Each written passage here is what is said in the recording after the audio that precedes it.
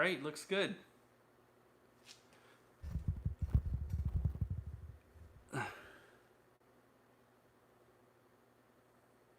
Where's it at? All right, turn it a little bit. I cleaned my garage, so now I'm in a slightly different configuration, but it's much nicer. Hello.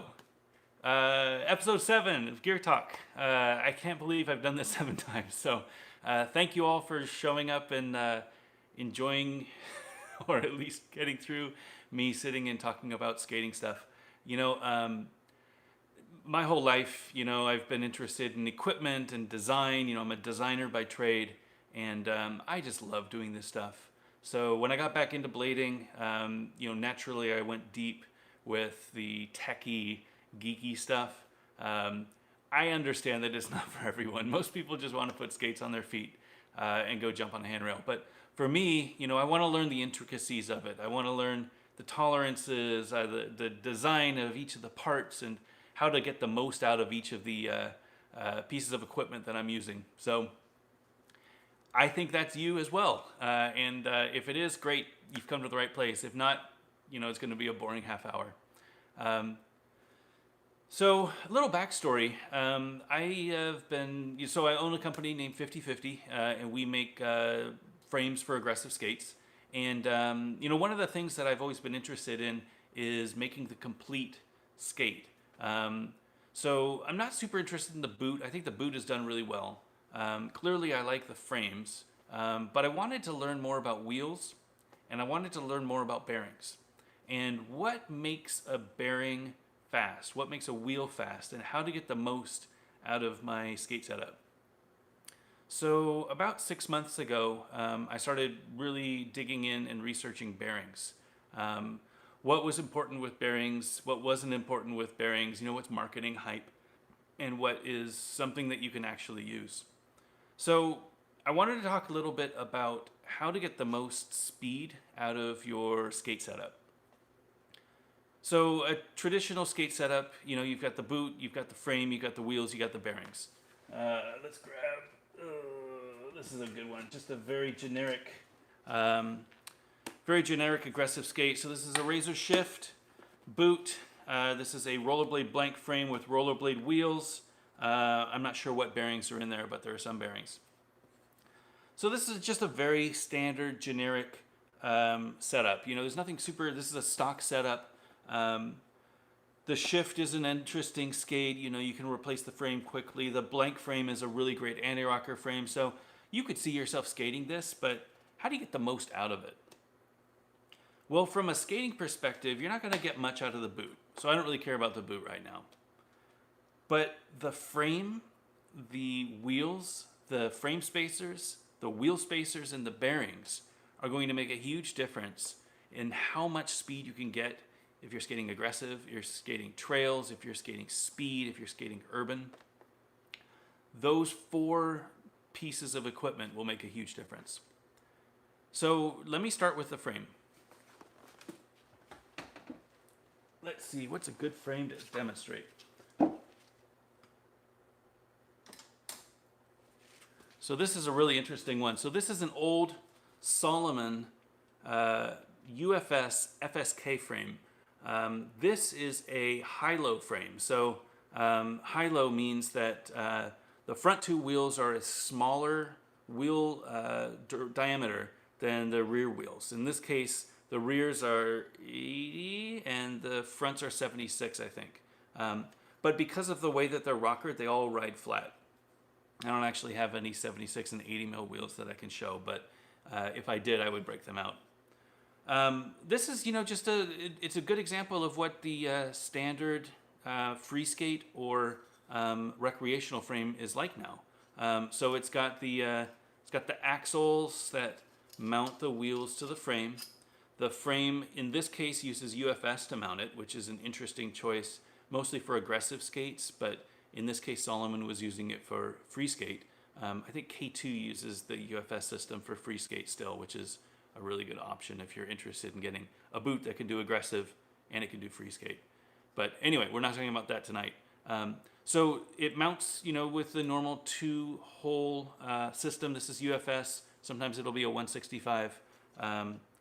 The inside, so this is the inside of the frame. This being a extruded machined aluminum frame has frame spacers that are built in. So this is a one-piece frame. It is fully aluminum, and the frame spacers, these little raised areas between the wheels, are where the wheels would mount. They are usually between 1 to 2 millimeters, and they separate the wheels from the frame. So if the wheel was in there, it could still freely rotate without rubbing on the frame. This is an aluminum frame. If you were getting a plastic frame, typically you wouldn't have the frame spacers built in. Some frames do, but most frames have frame spacers that are inserted in aftermarket. Let me find a set. Here we go.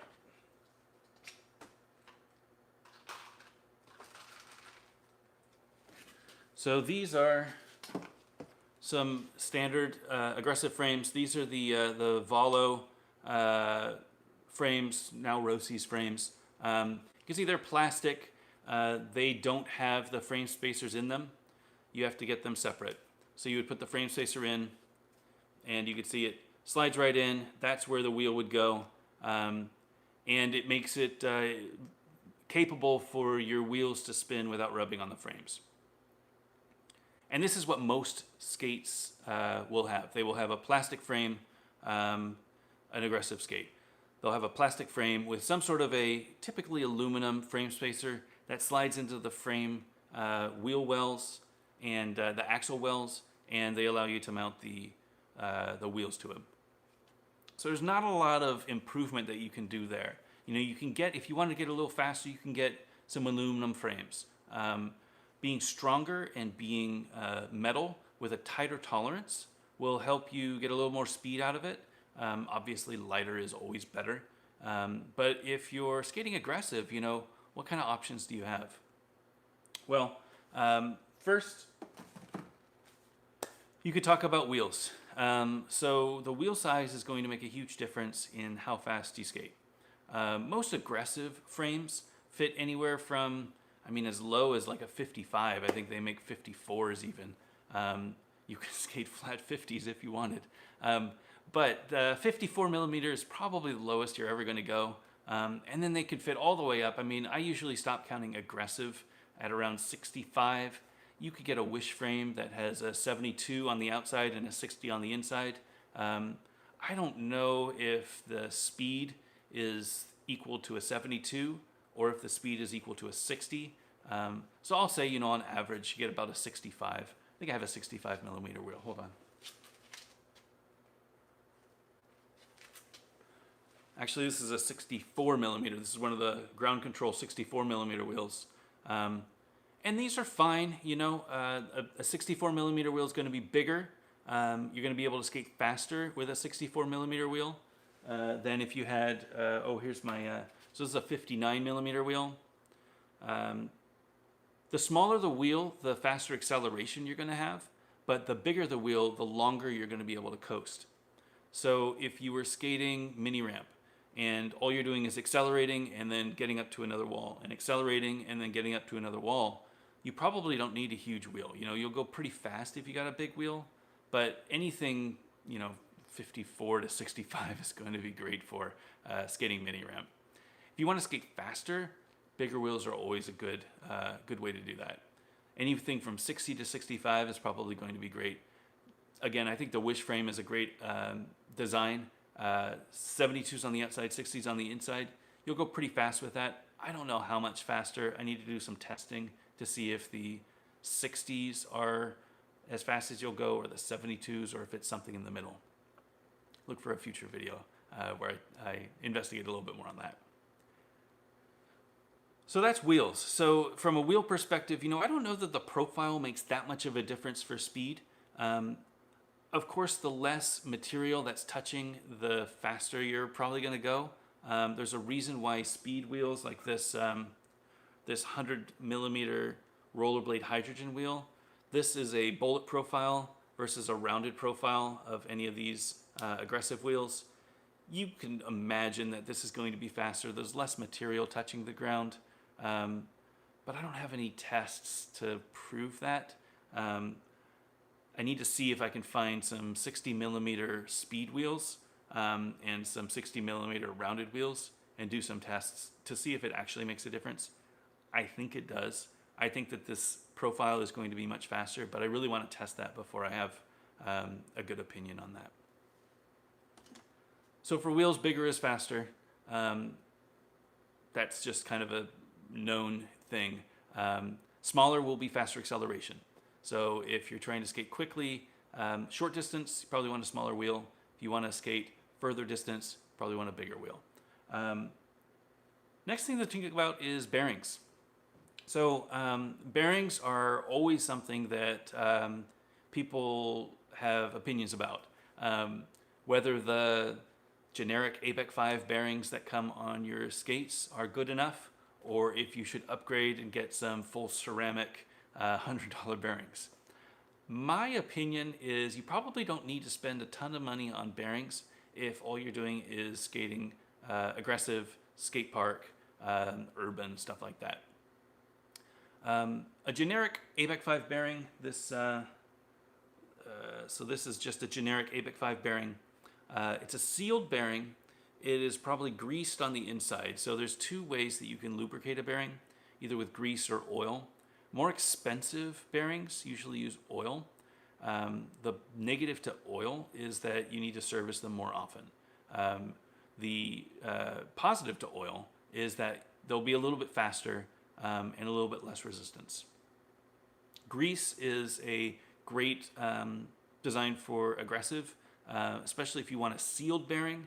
You know, if you're going to skate through dirt or if you're going to fall off of a handrail onto some grass or something like that. A sealed bearing, in my experience, has been all that I've needed. And to be honest, I don't want to clean my bearings. I want these bearings to last as long as they can. And as soon as they start sounding bad, you know, I throw them out and I get new ones. So I don't like to spend a ton of money on bearings. When I buy bearings for aggressive, I buy sealed bearings. When I buy bearings for trails, I will buy oil serviceable bearings, which are these. So this is a Wicked ABEC 9 bearing. These are the ones that came on my Imperial Super Cruiser Pros. And you can see this back area is an open, serviceable gasket, I guess you would call it. So basically you pop off the gasket and you can get to the bearings if you need to do a deep clean. But you can leave it like this and put it in a bearing cleaner. So this is a bearing cleaner. It's a little jar that you stick these little things, you stick the bearings on these things and you stack them up. You pour acetone or some sort of a orange non-water based cleaning solution in there. And you put all the bearings in, you shake them up and you make them nice and clean and you rinse it out and you wipe it down and you dry it off. It's a lot of work. If you are going to spend a ton of money on ceramic bearings or some of those crazy, what are they, like the 6-ball, I don't know that high-end bearing. Again, for me, I just can't tell the difference. Any sealed bearing, you know, an ABEC 7 or an ABEC 9 to me is good enough for the way that I skate.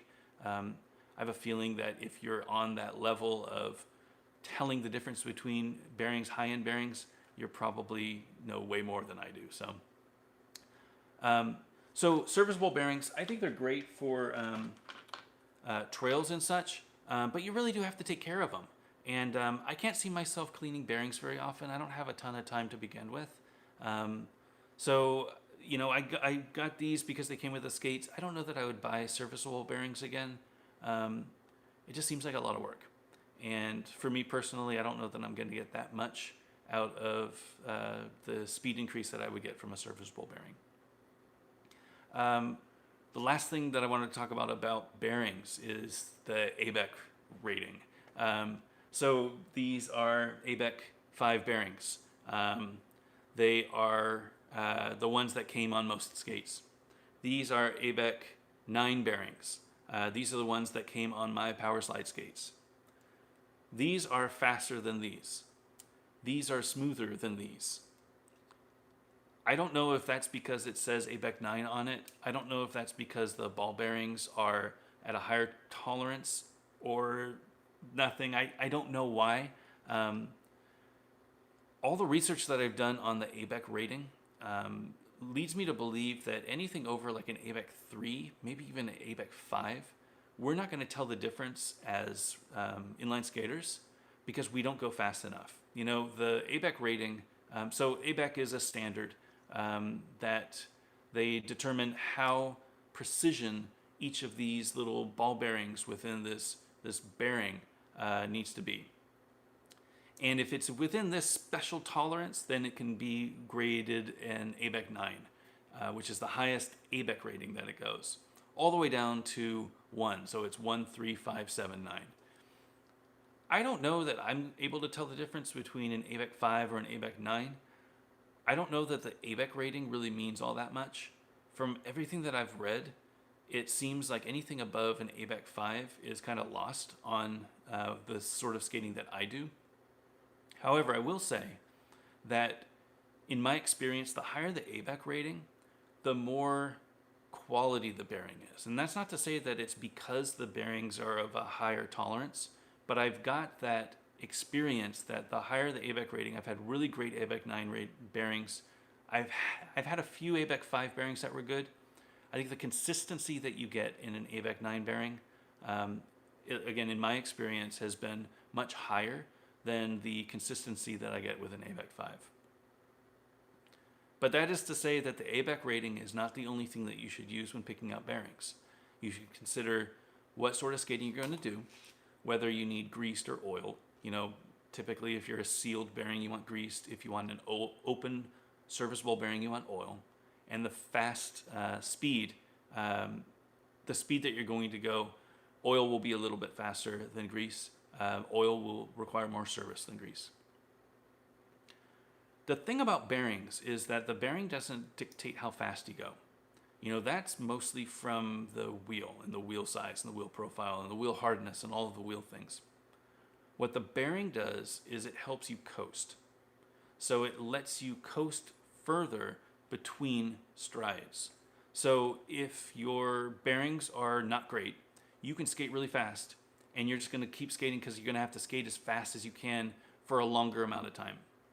If you have really great bearings, you can skate really fast and keep your speed between more strides and more pushes and more carves and such. So the two of those work together to create this nice relationship, the wheel and the bearing, so that you can get some really good speed. The best bearing that you can get and the biggest wheel that you can get is going to get you going as fast as you're able to. The last thing to talk about from a hardware perspective is the wheel spacer. So wheel spacers are these little things that stick between the wheels. So setting up this wheel, what you would do is you would put one of the bearings, on one side. I'm not going to push it all the way in, but you see what I mean. And you drop the wheel spacer in the middle, and then you put the other bearing on the other side. Pop, like that. So these wheel spacers are anywhere from 10 millimeters to 10.4 millimeters. There's a little bit of tolerance between them. The reason that they're 10 millimeters is that a standard wheel is, get this bearing out.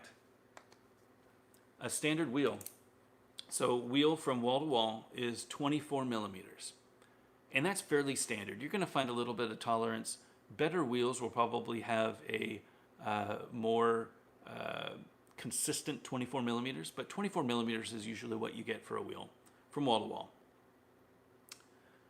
A bearing, a standard 608 bearing, which is the one, 608 is the number, the naming number for the size. So it's, I want to say that it's 6 millimeters between, I don't know where the numbers come from. I'm sorry.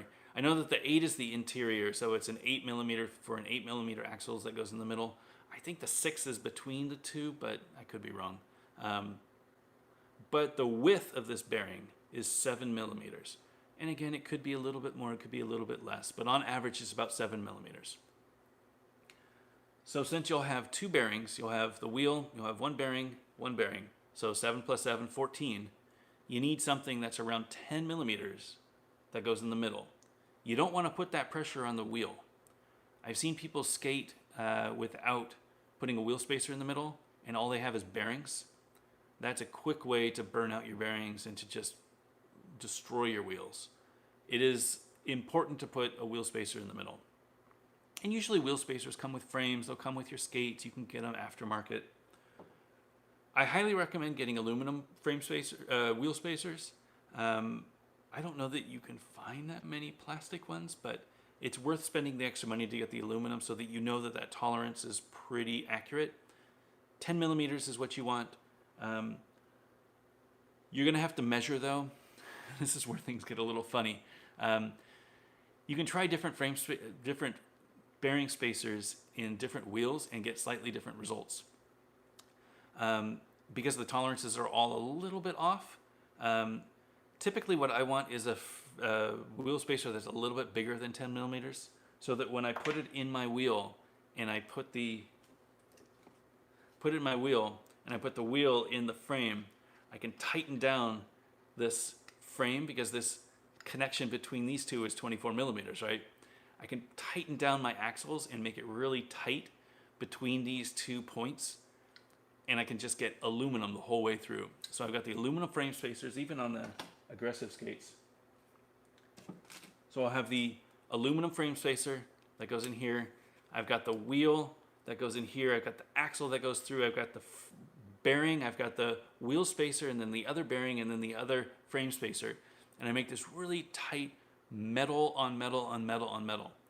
And that is the best way to get as much speed out of your equipment as I know of. I'm always learning though. So if you have ways that I could go faster, not including technique, just talking about equipment, I'd love to hear about it. Please let me know in the comments.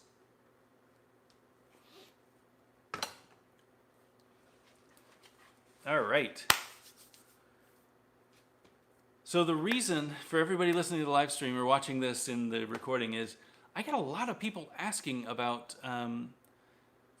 wheel spacers and bearings and things like that. And it might be something that, old, experienced skaters just kind of take for granted. But there's a lot of like black arts out there, and there's not a lot of accurate information. Again, for me, I've been learning, I know this stuff pretty well. I design frames. I'm learning about bearings. I'm learning about wheels. I'm learning about all of this stuff. If you have more information, I would love to know. I don't think that there's a wealth of information out there. And I'd love to share it so that everybody can get the same level of knowledge that I have. And I'd love to learn more so that I have even more knowledge. For me, though, I found that, these serviceable bearings, they just feel a little, more expensive than I need. And full disclosure, I own a skate company that's selling bearings. We sell sealed bearings. Those are the bearings that I found that fit my budget that I skate. I think that there are people who will love servicing bearings. And I think there are people who will appreciate a really good oil, open side ceramic bearing and don't mind spending, $80 for a set of 8 or $10 a bearing. I mean, some of these bearings are crazy expensive, and maybe they can tell the difference. I am not at the level of ability where I can. It's like buying, a $500 golf club. I'm just going to go out there and hack the hell out of it. I don't know how to play golf. So for me, sealed bearings are the way to go. Greased bearings are the way to go. Don't spend more than $20 on a set of 8. I think that's kind of the message. The best ways to eke out a little bit more is, make sure that you use as much metal as you can. Frame spacers, wheel spacer. If you can get a metal frame that's, but got the frame spacer built in, that's even better. You can go even faster.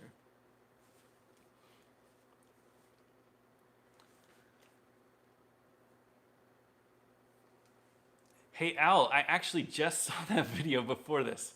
How incredible, right? Um, so Al in the chat mentioned that Powerslide just put out a video on YouTube talking about their wheel spacers, and it's on my notes for today. And it just so happens that it would drop today. So great minds think alike, I guess.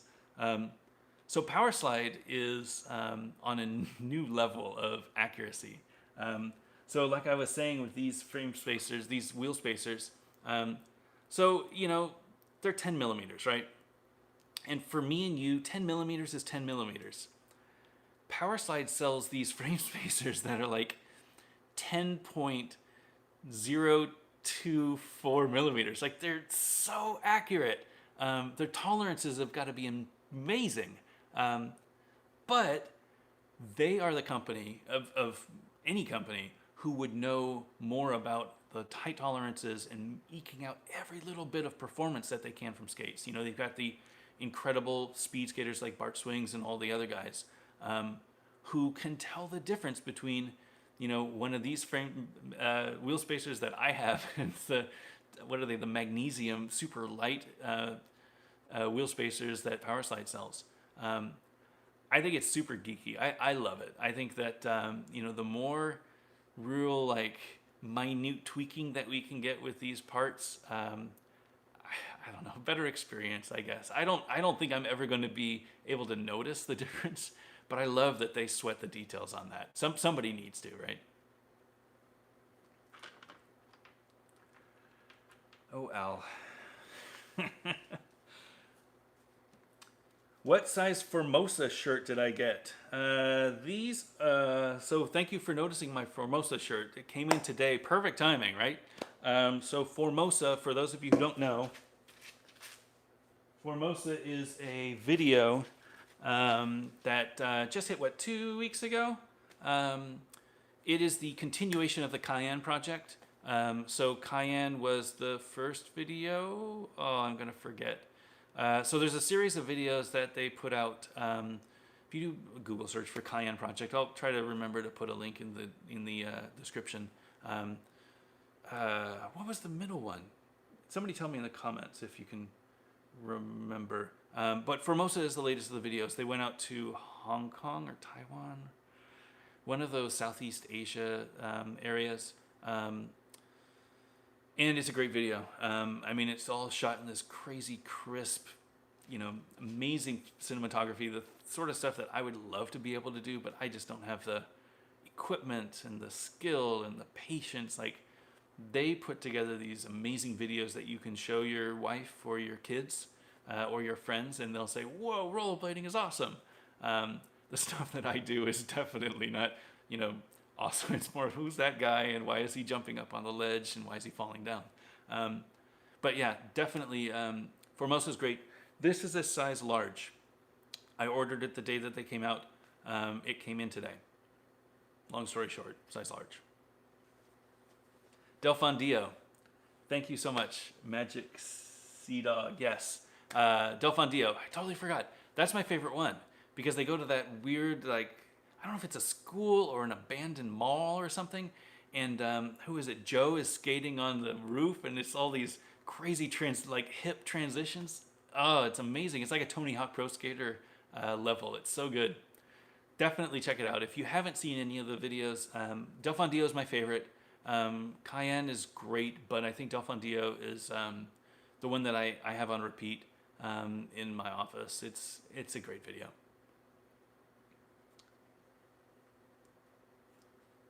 All right. Let me slide back and see if there's anything else in the feed. D-Man Skating and Outdoors. Good suggestion for a beginner intermediate skate. You're 14 and learning how to skate. Well, first of all, thank you for watching. I'll try to keep my language as clean as possible.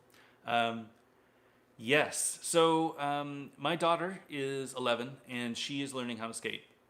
She has, where are her skates? Are her skates here? You know what? I think her skates are in her room. She has a pair of the Rossi's adjustable skates. Now I know that that's probably more kid style for you. You being 14 probably have what a size 5 foot or so. I don't know what size feet 14-year-olds are. My daughter has a size 2, I think, maybe a 3. So because her feet grow so fast, we bought her an adjustable pair of skates. They are a recreational Rossi skate. They are a kid's recreational Rossi skate. And we got them for her about a year and a half ago. They start small, and there's a little twist thing that you can adjust the front so that she can grow, her skates can grow with her feet. My opinion, and this is probably a popular opinion, but maybe not a popular opinion within the aggressive world, is that if you're learning how to skate, you should probably get a pair of recreational skates. I wouldn't spend too much money, but I wouldn't go cheap. I don't have any brands that I would recommend. Clearly, I love the Power Slide brand of recreational skates, definitely worth looking into. I think the rollerblade skates have been really good. K2 skates have been really good. Really, anything that you can find at a local shop might be okay. You want to make sure that they fit your feet really well. You want to make sure that they have good comfort so that you can skate for a while. And to be completely honest, you want to avoid aggressive skates to start with. There's a couple reasons for that. For learning, I always recommend skating flat. So if you watch the older videos, this is an example. Ooh, what's a good flat frame? Oh, here we go. Oh, bring out the old Solomon. So this is an example of a flat frame. So this is a flat aggressive rollerblading frame. All 4 wheels are touching the ground. These are some Billy Prislin Senate Liberty Spikes, Liberty Core, in case anybody remembers. This is flat. This is how I recommend. The alternative is anti-rocker. Here we go. Let me get you. This is an anti-rocker frame. So the difference between the two is that the anti-rocker has the first and the fourth wheel touching. The middle is not touching. And what that means is that it's better for grinds, but it's not as good for skating. I highly recommend that when you're learning to skate, you learn to skate on something that's going to be more fun to skate. Anti-rocker is much less fun to skate. It's much more fun to grind. I think you need to learn how to skate before you learn how to grind. The reason I don't recommend aggressive skates if you're learning is because of the weight and because of the design.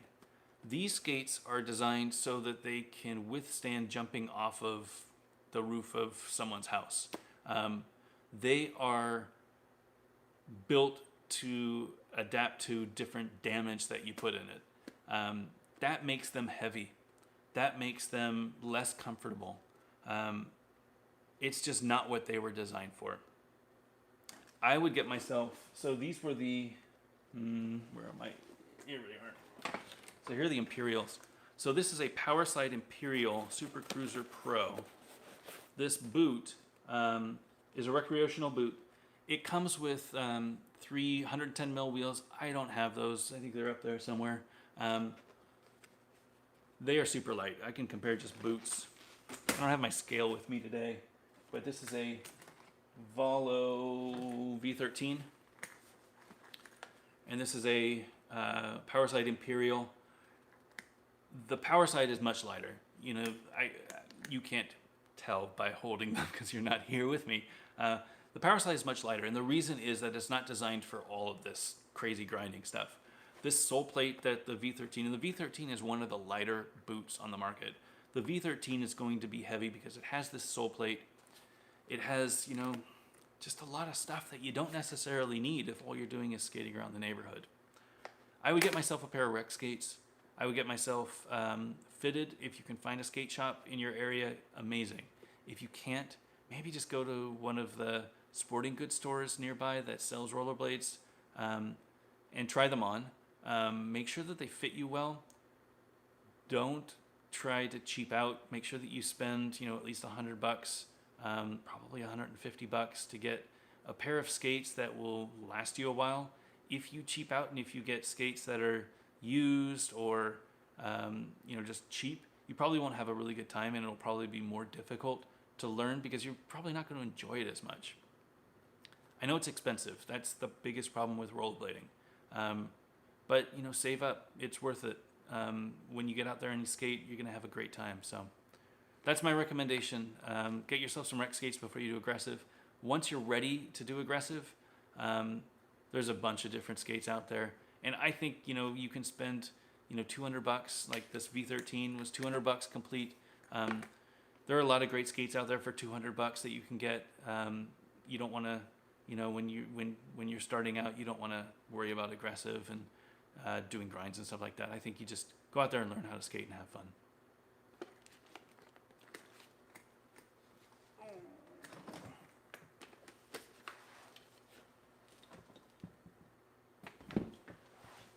All right, so what do the old timers think about that? Am I wrong? Would you recommend aggressive skates first, or would you stick with recreational? I can talk a little bit. So that Cultic skate, I think if you listen to the podcast, Ben and I talked about it 2 weeks ago. We're recording another episode on Friday in 2 days. The next episode will hit on Monday. So check out the website backtobullying.com/podcast if you want to subscribe. But we talked about the Cultic kid skate. And so Cultic is a company, I don't know what they got their start on. They sell wheels, they sell bearings, they sell frames, most famously frames. They were probably the first frame on the market with wheel wipe protection. And they are now starting a skate. So they found a boot that works well for them, and they are marketing it to kids, which is great. I think more companies need to spend more time on kids and smaller feet. A lot of us who are skating now either got back into it or have been skating since the 90s, which means that we're in our 30s. Some of us are in our 40s. And it's a different market for us than it is for somebody who's just getting into it. I think the kids, they're going to love rollerblading. Give it a couple years, and I feel like there will be more kids at the skate park than there are now. And those kids are going to need skates. The scooter thing is great, but they're going to need skates. And I think Cultic's doing a good thing trying to do that. One of the things that I'm not super convinced, I guess, on is that the Cultic kid skates come in 2 designs that I've seen. One of them is a flat 90 millimeter frame, which personally I think a 90 millimeter frame sounds awesome, because 90 millimeter sounds like a lot of fun. But that's a pretty big wheel for kids. I don't know that I would recommend a 90 millimeter wheel for a kid. I think the lower center of gravity that you get on an aggressive skate is great. I think that if you had a kid's frame that fit, I don't know, like an aluminum kid's frame that was light, that fit like a 72 millimeter wheel, maybe even a 65 for that lower center of gravity, that could be a really interesting concept. I hope that they look into doing that. But yeah, so a 90 millimeter frame is what they're launching with. The other option is a freestyle frame, which is anti-rocker but with a big grind area in the middle, no middle wheels. Again, you're not going to have a great time skating with those. You're going to have a great time grinding. But I feel like a kid who's just getting started skating, I don't know that they need that big grind area. I think they should just learn to skate flat. Do a lot of macchios, do soul grinds, something where you don't need this huge groove. But I don't know. That might be my opinion. I don't know that I'm alone, but I don't know that I am speaking for everyone. I wish them luck with it, though. I think that more companies need to follow their lead and come out with some specialized kid skates. I know that other companies do have kid skates. I know there's the Power Slide Transformer. I know that the USD Transformer. There's the Rollerblade comes in the New Jack Small. I don't know what it's called, but there's a version of their New Jack that comes in small sizes. There are companies out there. I just think that it's interesting that Cultic, out of everything, would go after the kids market first. So more power to them. I really hope that it works out and they can come out with maybe a smaller 65 or 72 millimeter frame for those kids. And I know.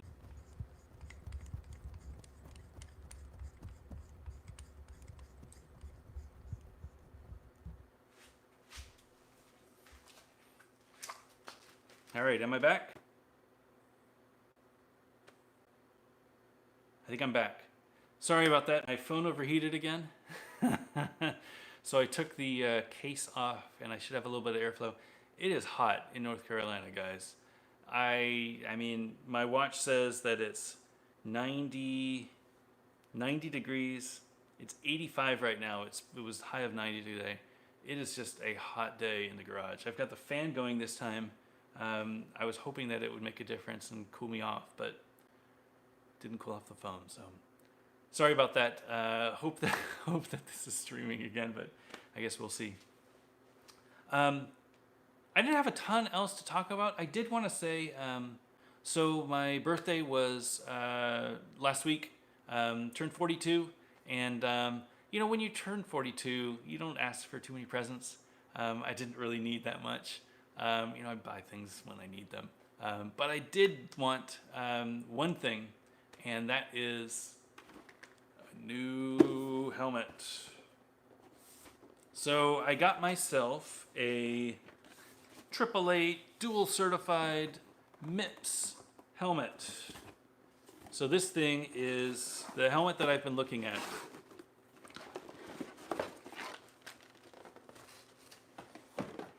So this is the MIPS helmet that I've heard about. It's got, I'm not an expert at helmets, I'm learning. This yellow inside is the multi-directional impact prevention system. I think MIPS stands for I don't know what it stands for, but it's a brain protection system. So what's cool about it is this internal thing moves around. So when I put it on my head, let's take this off. So when I put it on my head, the helmet will slide around, but it will actually stay put, which is perfect. I mean, this is exactly what you need for preventing serious brain damage. So if I hit my head, it will hit and then slide a little bit, but the helmet will still stay attached. The inside is what's sliding around. I think they retail for like $75. This was $55 at Inline Warehouse. I think this is going to be great. You know, I'm a big proponent of wearing helmets, and anything that I can do to help spread the word about helmets, I will do. I always wear a helmet when I skate now. It's just something that I do, and I don't feel good skating without it. I will have a review of this helmet. Probably not a review. I mean, how do you review a helmet, right? I fell off and hit my head and I didn't die. Like, okay, pass. Like, that's not a good review. But I will have maybe first impressions of this helmet. I'm planning on going skating. I'm probably going to do urban this weekend. Taking a break from aggressive because I'm all grinded out. But it's great. It looks like it fits well on my head, and I know a lot of you complain that with my old helmet, my ears popped out because this side went down too low. This has much more clearance for my ear, and I know that that's going to make a lot of you very happy. So I'm going to talk a little bit more about it during the videos over the weekend, but a little sneak peek. 888 dual certified MIPS helmet. It was like $55 or something. Definitely looks good. It is an upgrade from my Sweat Saver that I used to have, and I'm excited to skate it. You know, I think anytime you get a helmet for your birthday, I mean, it's a good birthday, right? It's better than socks. I actually got socks with it, so I am old. Right. Jamie, yes, this is the helmet that Keenan Scott recommends. That is where I learned about MIPS. That is where I learned about everything. So I trust him. You know, he's done his research, and the MIPS seems like something that all helmet manufacturers are now offering. Again, I don't know that it's going to make a huge difference, but if it makes any difference, I'm there. You know, it's what, 10%, 20% more than a normal helmet? Why wouldn't you? You know, if it's going to make you safer, wear it. and I like it. I think the design is good. Again, it fits my ears. I think this is going to be great. So I can't believe I'm excited about a helmet, but I'm excited about a helmet.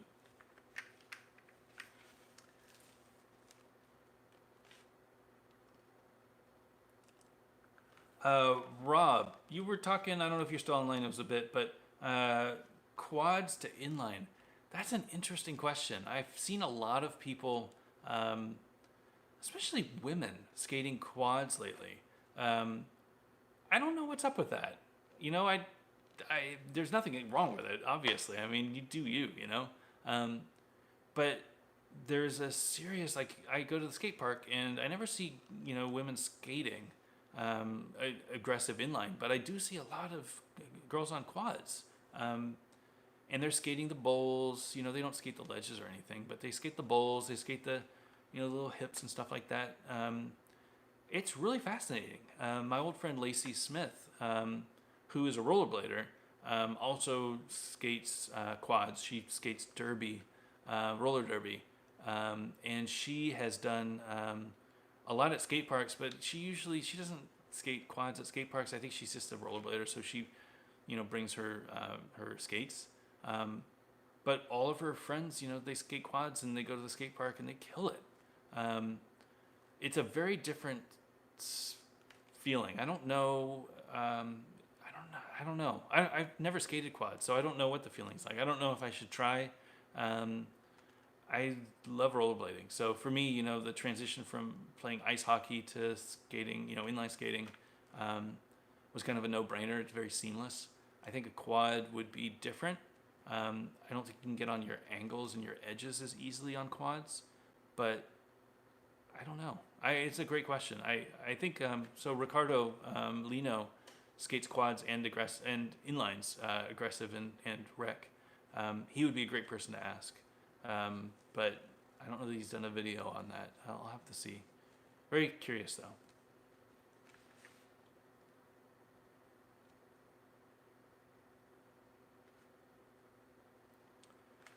And that's always the goal, right, Rob? I mean, if there's a future in inline skating, we've just got to get out there and show more people that we're there. The sport's still really strong, but it's very underground. When I go out and skate, especially when I'm on the tri-skates, like when I do, so here they are.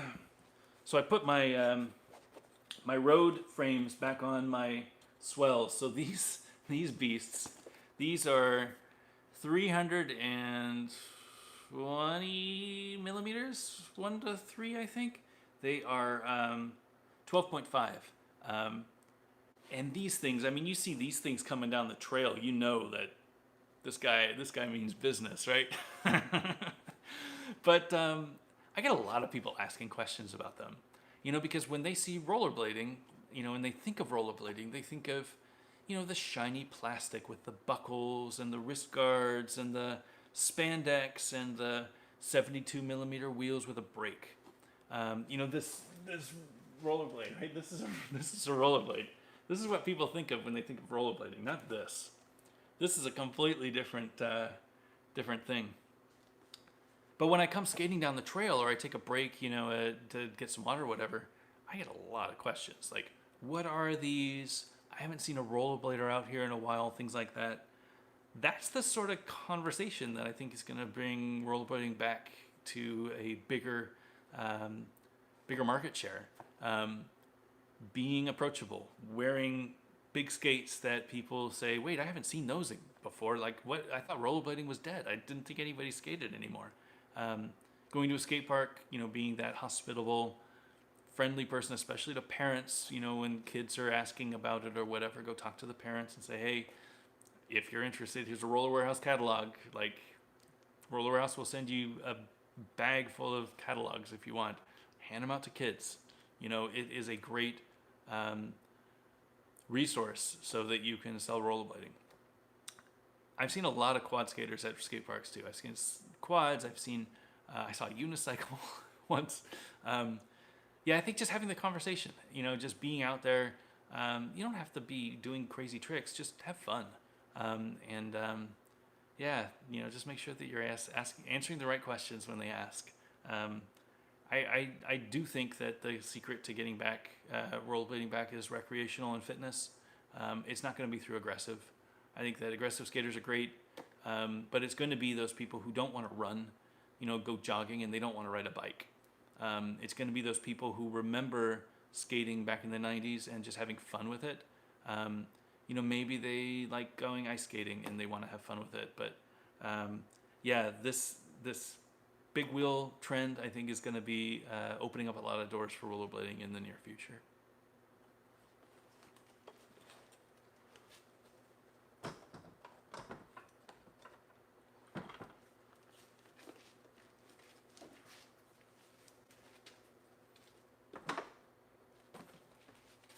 All right, running out of time, but let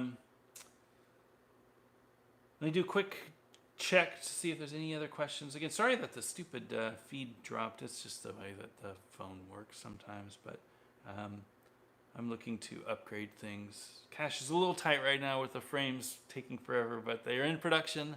They should be shipping next week from China, the factory in China. So fingers crossed that everything goes well and that we get them probably second week of September. I hope. Might be third week, but that's where all my money is right now.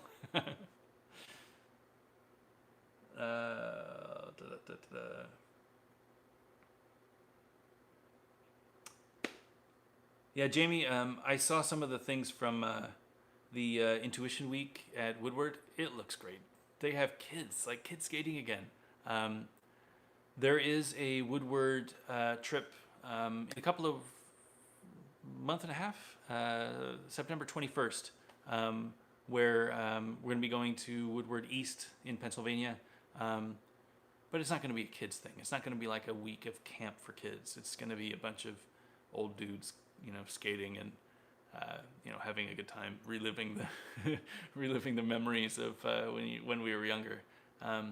But yeah, it looks like Intuition's onto something. I think that Mick has done a great job building that community out there.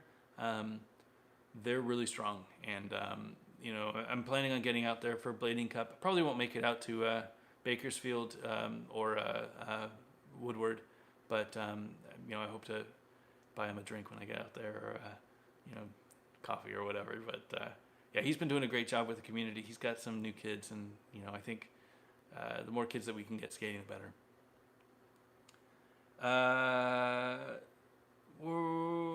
Power slide next. All right, I'll talk about the power slide next. And I gotta go. Yes, I plan on getting a pair of power slide next. No, I don't have them on order. No, I'm not going to be getting them anytime soon. I've got so many skates I gotta get through. I just don't have time for more urban skates. I got these Wizards that I love, but I want to know more about them before I can write my review. And it's going to take a little while for me to do that. The Power Slide Next looks like a really interesting boot. It is kind of the cross between like a traditional aggressive plastic, like a Valo or a old school Rossis or something like that, to me, and this Power Slide Imperial that I have. With all the buckles and the form fitting and stuff, and it's Trinity, which means that the frame, instead of using this standard 165 mount, uses the Trinity mount, which gives you better responsiveness. It's lower, it's more rigid. It's a great system. That's what I have on these road skates. I think that the Next is going to be a huge hit. I really cannot wait to get my hands on a pair. But again, I don't want to buy them until I can skate them, and I'm not going to be able to skate them anytime soon. Highly recommend them, though. I think that is the future of urban skating. I think a plastic boot with a Trinity mount is something that we've been waiting for a long time. I can't wait to see what people think about them. They've started to make it to market this week, which is great. And yeah, I hope to see some videos out there from people who aren't associated with Power Slide. I think the more, unbiased, I'm not saying that they're wrong, But the more real world reviews that we can see, for me at least, the better knowledge that I'll get, and the more convinced I will be that the Powerslide Next is, my next pair of skates.